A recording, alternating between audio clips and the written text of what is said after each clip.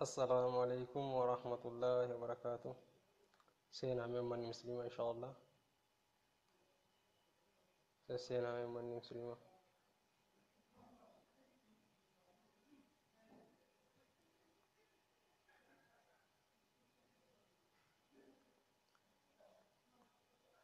سينا من إن شاء الله أمة مسلمة. جميلة مختار. سينا من كويسي سينا جواب دوي دقيقة.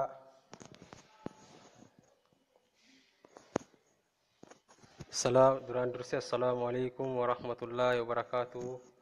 أمة مسلمة أكم جرتن نجمامي. ما شاء الله إن شاء الله سينا دقيقة جها ويوكان دقيقة كوداني وي. سينا جواب دوي سنتي ميديما. إن شاء الله سينا يا جارلون نتيين وريو في بيك وجل جرتن. هاي غرانا ما كودا جاغي تاني إن شاء الله أما سنتي ما.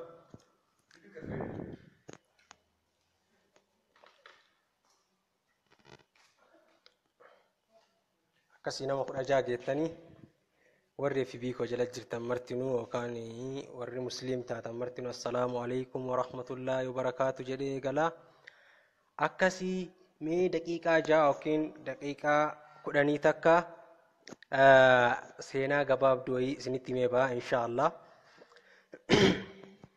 سينا سنيلي مالي سينا سنتيمو سينا سمالي ويتاني يو توبا قل قلو تويبتن تويبا قلقلو نما تويبتيف هو كان نما ربي وفي لغان قلقلو تأي غرا قلقلو ربي وفي غبريف بكراكوتو كان بكراكتتي يو كان بكا مودنو انچما ويسي مودتتي حال ربين كيتي سيبر متون لغان أكاسي سينا سني سنيهمو دربا غموجي كيسا غبريچ ربي وي كيسا منغدو دا نما غدا دا gabricha rabbiiti gammoojjii keessa jiraata gammoojjii keessa kophaa ofii jiraata gammoojjii kana keessa kophaa ofii jiraata tiifattuudha gaala wayitii fi re'eelee diqqoo qaba gaalaa fi re'eelee qabu tana tiifataa bakka rabbii ofii gabbaraa zikrii godhaa ganama galgala hin salaataa rabbii ofii gabbaraa gara deemeetti gara beetti zikriidha afaan isaa guutuun zikrii rabbii malee waan biraa afaan naan qabacha rabbiin zakkaruu malee salaatu malee nama diqqoo humnaanillee achi deemee jiru nama diqqoo humni isaallee gabaabaadha gaafa kaan diqqoo bonni itti dheerateetiin horiin illee wanna tokko tokko jalaa miidhamuu eegallaani qallaballee fixateetiin gammoojjii keessa jiraata adda ofii tiifattuudha dalagaa ofii dalagaa rabbii ofii gabbara dhugaa godhee rabbii ofii gabbara yeroo kana gaafa kan qallabni way diqqoo harkaa hidhatee qallaba way dhabee haalli wanni nyaatu dhabee bakka wabiin nyaata isaa diqqoo jalaa gadi hidhatee jennaan maal godhee gara magaalaatti imalee gara magaalaa kana wayita deemu qallaba yookaan biyya musliimaa warroota musliimaa diqqoo sooressa ta'an warroota musliimaa diqqoo qabeenya qaban san bira dhaqeet waa irraa fudhachuuf deemi ama gaala ofii fe'atee ka'ee ganda ofiirraa bakka jiraatu sanirraa gaala ofii fe'atee ka'ee magaalaa san dhaqee warroota sooressa musliima ta'anirraa waa argatee qamadii kennanii fi kadaakkatu daakkatee waan musliimonni zakaa itti baafatan fudhatee gaala ofii fe'ateeti gammoojjii keessa qaxxaamuree gara biyya ofii yookiin gara ganda ofiitti deebi'uu ka'e. dhugaa yoo siin jedhe rabbi gabbaraa yoo siin jedhe teessumni isaa ka'uun isaa zikrii rabbii malee yeroo dalagatullee yeroo hojii deemullee afaan isaa afaan quraanaatii zikrii rabbii dhugaan onnee keessaa qulqullaa'ee gabricha dhugaan rabbii ofiitti amanee gabbaruu nama humnaanillee achi deemee jiru akkasitti dhugaadhaan nama rabbiin kiyya jedhee wayiiti nama rabbiin kiyya jedhee jaalateeni akkasitti gaala ofii fe'ateeti waan ummanni sadaqaa itti buufate gaala ofii fe'atee ka'e waan ummanni sadaqaa itti buufate gaala ofii fe'atee ka'eeti beska amma gara gammoojjii ganda magaalaa sanirraa gaala ofii fe'atee qallaba ofii gaala ofii fe'atee qamadii ofii gaala ofii fe'atee waan kannaniif fe'atee gara biyya ofiitti deebi'e. Wayita gara biyya ofiitti deebi'u gammoojjii kana keessa bakka gaala ofii fe'atee ka'ee wal salaamanii du'aayii godhee fi geegessanii gara biyya ofiitti deebi'uuf wayita achi as gara galu gammoojjii kana keessa osoo deemu hin beeytanii ka zabana sanillee zaalimni hin dhabamu haraamiin hin dhabamu akkasitti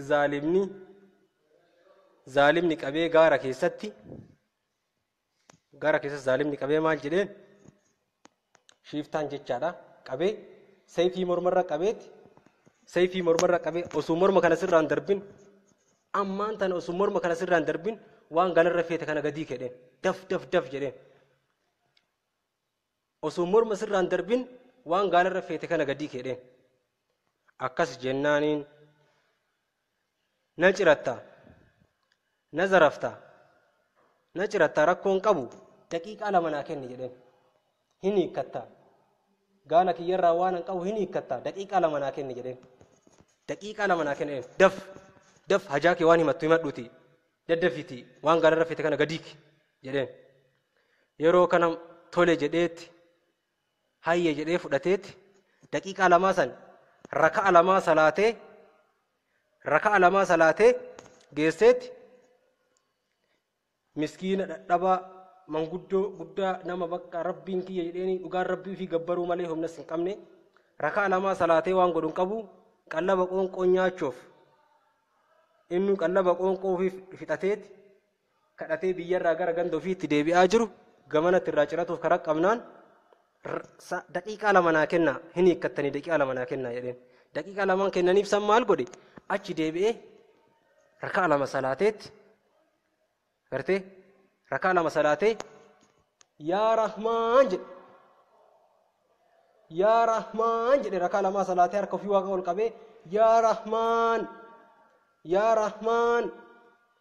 rahmaan jedhee lallabe yeroo sadii lallabne yaa rahmaan jedhee yeroo sadii lallabe jechaadha wayita tokkoffaa yaa rahmaan jedhu samaawata 7 irraa maleekaan ergamte wayita inni tokkoffaa yaa rahmaan jedhu samaawata 7 irraa maleekaan ergamte wayita inni lammaffaa yaa rahmaan jedhu maleekaan samaawata 7 keessaa samaawata addunyaatti gabbaate wayita inni sadaffaa yaa rahmaan jedhu isa bira geette zaalimicha san morma irraa darbite jecha maleekaan subhaanallah namni rabbii ufiitti yoo qulqullaa'ee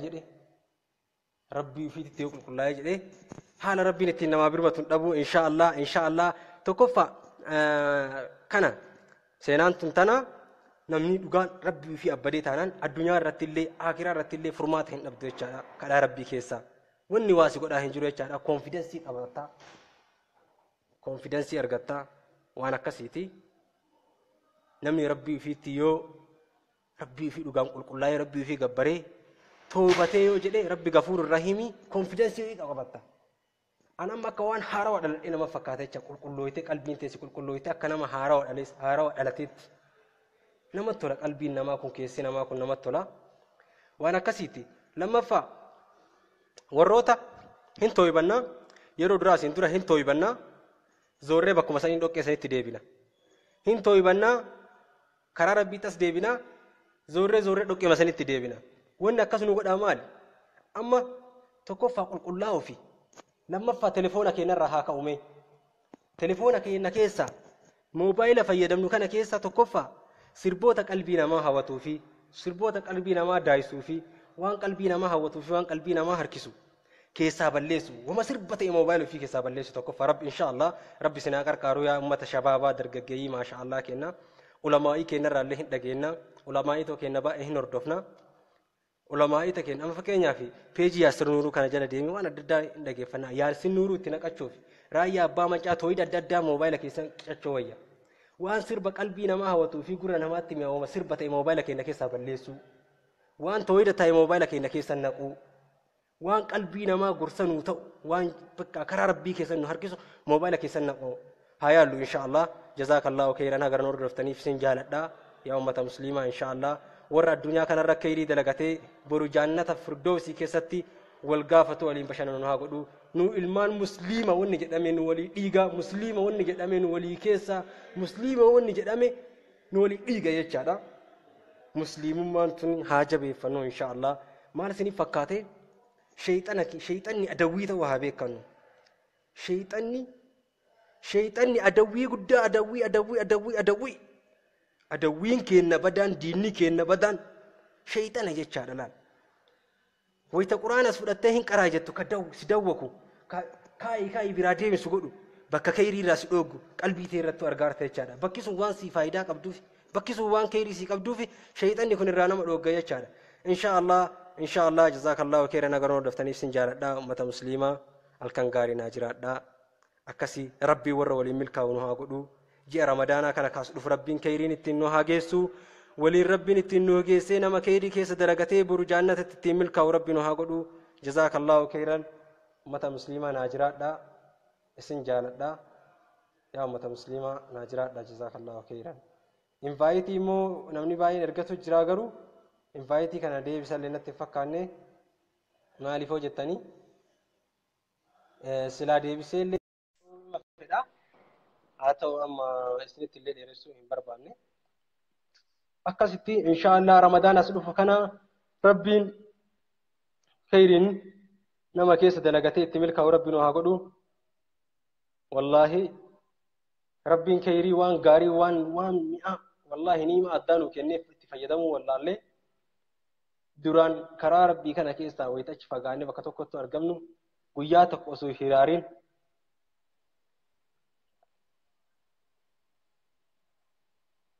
Amir mee maal jechuu feeta? Amiriin isaa ergee amiin. Akkasii rabbiin nama milkaa'u nu haa godhu. Yaa ummata musliimaa kenna. Naa jiraadha. Maal isiniif fakkaate? Mee moobaayiluma keenya irraa haa eegallu. Moobaayila keenya keessaa baasuu haa yaallu.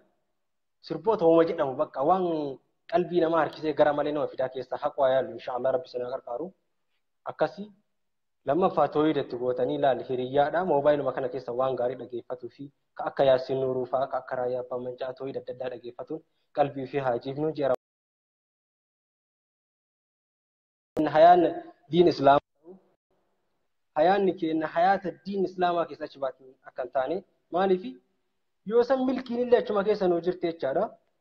Akkasii nullee mu'mina keenya waan adda addaa dhageeffatuuni yeroo keenya akkasitti haa dabarsinu. Akkasii jazaakallahu khairan. Isin jaaladha ummata musliimaa naa jiraadha.